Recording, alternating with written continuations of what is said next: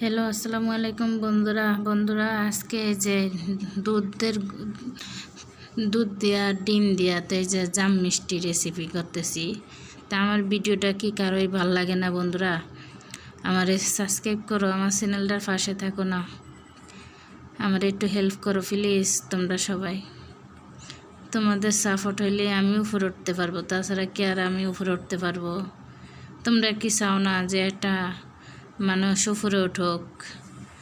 তাহলে আমার একটু হেল্প করো প্লিজ প্লিজ বন্ধুরা, আমার একটু হেল্প করো। দেখো মিষ্টিগুলো কত সুন্দর হয়েছে, অসাধারণ মিষ্টি।